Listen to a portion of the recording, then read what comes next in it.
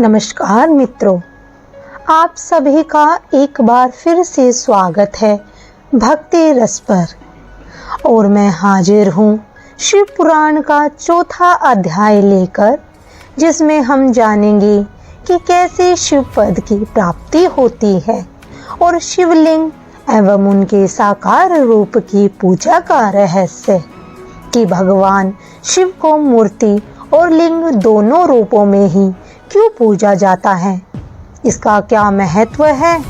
तो चलिए मित्रों, कथा को शुरू करते हैं। चंचुला और बिंदुक कथा का अंत हो गया।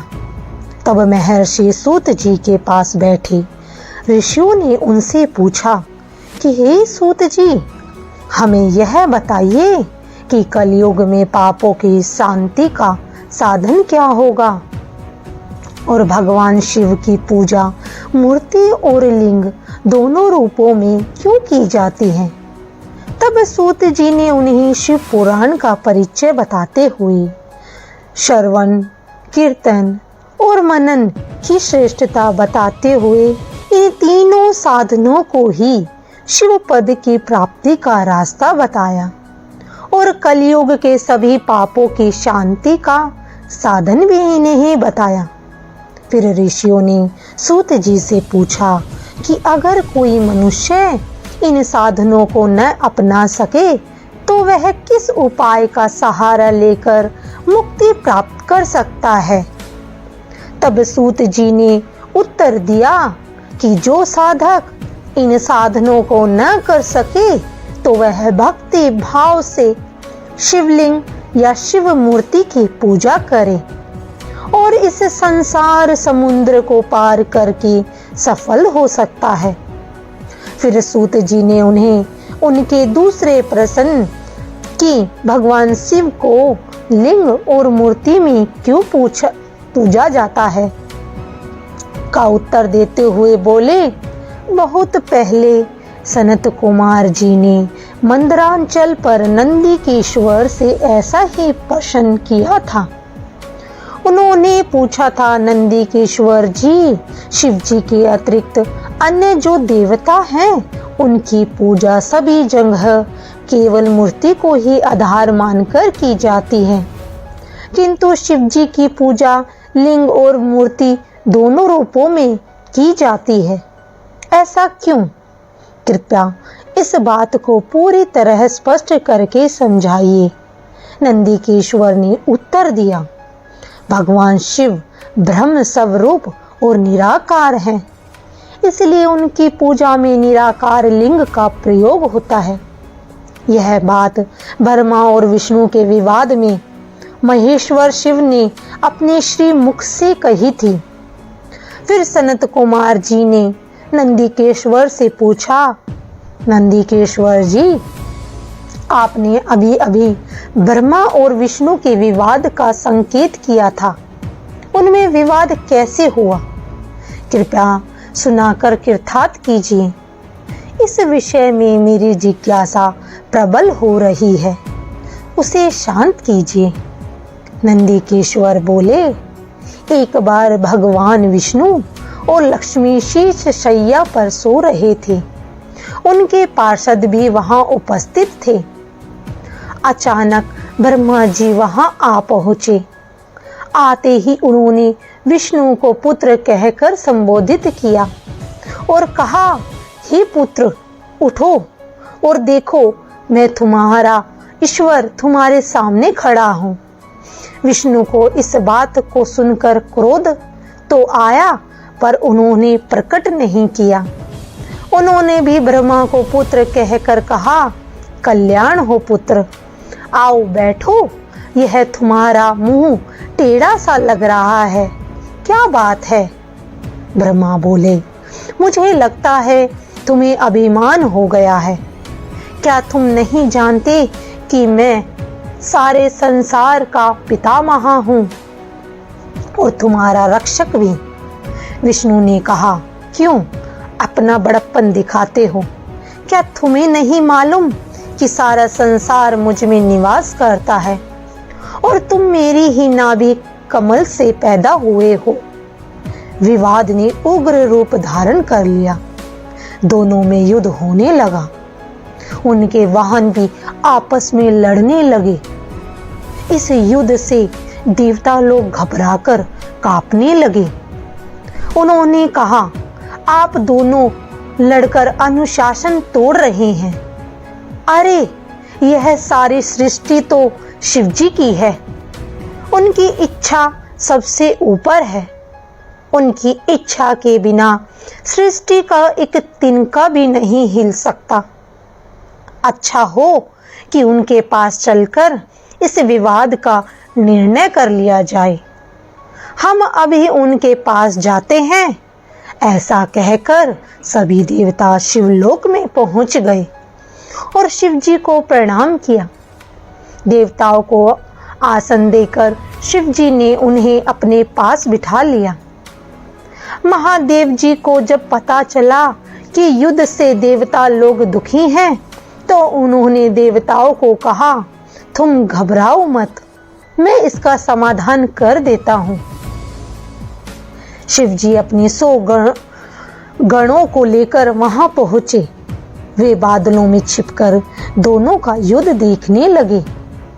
ब्रह्मा और विष्णु एक दूसरे का वध कर देना चाहते थे और वह माहेश्वर और पाशुपत अस्त्रों का प्रयोग कर रहे थे, जिससे तीनों लोग भस्म हो सकते थे।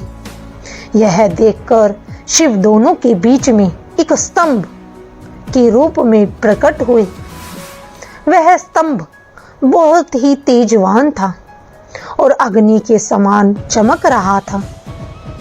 उसे तेज युक्त स्तंभ को देखकर ब्रह्मा और विष्णु आश्चर्यचकित हो गए। उनके अस्त्र शस्त्रों का प्रहार बंद हो गया। दोनों ने सोचा, यह अग्नि के समान चमकने वाला स्तंभ क्या है? कुछ समझ में नहीं आ रहा। हमें इसका पता लगाना होगा। यह सोचकर दोनों चल पड़े।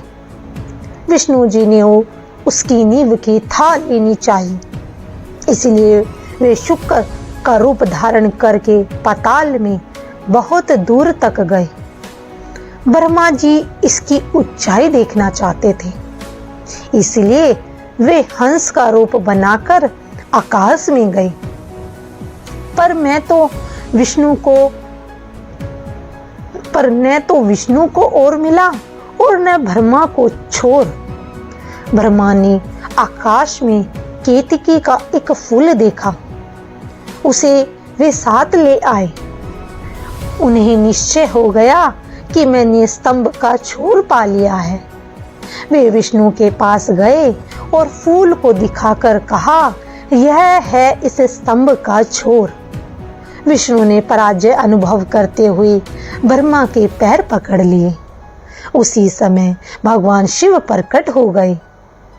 विष्णु ने उनके चरण स्पर्श करके प्रणाम किया।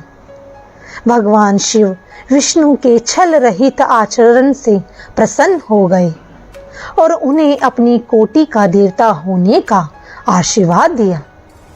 इसके बाद महादेव ने अपनी बोह से भैरव को प्रकट कर दिया। उसने महादेव से आज्ञा मांगी कि मुझे क्या करना है। महादेव ने ब्रह्मा पर क्रोध करते हुए भैरव से कहा, तलवार से ब्रह्मा की खबर लो। उसी क्षण भैरव ने ब्रह्मा जी के केश पकड़ लिए। ब्रह्मा थर थर कांपने लगे। जिस मुंह से ब्रह्मा ने झूठ बोला था, वह सिर तलवार से काट डाला। इसके बाद जब वह अन्य सिरों को काटने के लिए तैयार हुआ, तो ब्रह्मा भैरव के चरणों में गिर पड़े। विष्णु की आंखों में आंसू आ गए। उन्होंने भगवान शंकर के चरणों में गिरकर ब्रह्मा को क्षमा कर देने की प्रार्थना की। उन्होंने कहा, हे प्रभु, आपने इन पर कृपा करके इन्हें 5 सिर प्रदान किए थे, उनमें से एक कट चुका है, अब इन्हें क्षमा कर दीजिए। भैरव ने ब्रह्मा को छोड़ दिया और कहा, ब्राह्मण, तुमने अपने को बड़ा सिद्ध करने के लिए छल किया है। अतः किसी उत्सव में तुम्हारी उपस्थिति नहीं होगी और न अन्य देवताओं की भांति किसी मंदिर में तुम्हारी पूजा होगी। ब्रह्मा लज्जित हुए और शिव जी से 5वां मुख मांगने लगे। तो शिव जी ने कहा, मैं अराजकता को पनपने नहीं दूंगा, क्योंकि इससे विश्व की स्थिति बिगड़ती है। तुम गणों के अधिपति बनकर रहो और लोक मर्यादा का पालन करो। केतकी के फूल से शिव जी ने कहा, मैं अपनी पूजा में तुझे स्वीकार नहीं करूंगा, परंतु मेरे भक्त तुझे स्वीकार करेंगे। यदि मेरा मंडल बनाया जाएगा तो उसमें तेरा प्रयोग हो सकेगा। तब ये दोनों ब्रह्मा और विष्णु भगवान शिव को प्रणाम करके हाथ जोड़कर चुपचाप खड़े हो गए।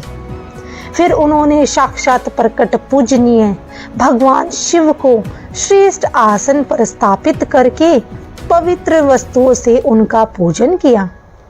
इससे प्रसन्न होकर भक्ति पूर्वक भगवान शिव ने वहां नरम भाव से खड़े उन दोनों देवताओं से मुस्कुराकर कहा, आज का दिन एक महान दिन है। इसमें तुम्हारे द्वारा आज जो मेरी पूजा हुई है, इससे मैं तुम लोगों पर बहुत प्रसन्न हूँ। इसी कारण ये दिन परम पवित्र और महान से महान होगा। आज की तिथि ही शिवरात्रि के नाम से विख्यात होकर मेरे लिए परम प्रिय बनेगी। इस दिन जो मेरे लिंग की पूजा करेगा, वह पुरुष जगत की सृष्टि और पालन आदि कार्य भी कर सकता है। जो भी व्यक्ति शिवरात्रि के दिन मेरी निश्चल भाव से पूजा करेगा, उसे मनवांछित फल मिलेंगे और यह भूतल लिंग नाम के स्थान के नाम से प्रसिद्ध होगा। जगत के लोग भी इसका दर्शन और पूजन कर सकें। इसके लिए वह आदि और अनंत छोटा हो जाएगा। यह सब प्रकार के भोग सुलभ करने वाला है और भोग और मोक्ष का एकमात्र साधन है। इसका दर्शन, स्पर्श और बयान किए जाए तो यह प्राणियों को जन्म और मृत्यु के कष्ट से छुड़ा देगा। इतना कहकर भगवान सदाशिव वहां से अंतर्ध्यान हो गए और उसके बाद ब्रह्मा और विष्णु जी अपने अपने धाम को लौट गए। तो मित्रों, आज की यह कथा यहीं संपन्न होती है, परंतु शिव पुराण की कथा अविशेष है। तो बने रहिए हमारे साथ, और अगर आपको कथा पसंद आई हो तो इसे लाइक और शेयर करें और हमारा हौसला बढ़ाते रहें। तब तक के लिए हमें इजाज़त दें। धन्यवाद।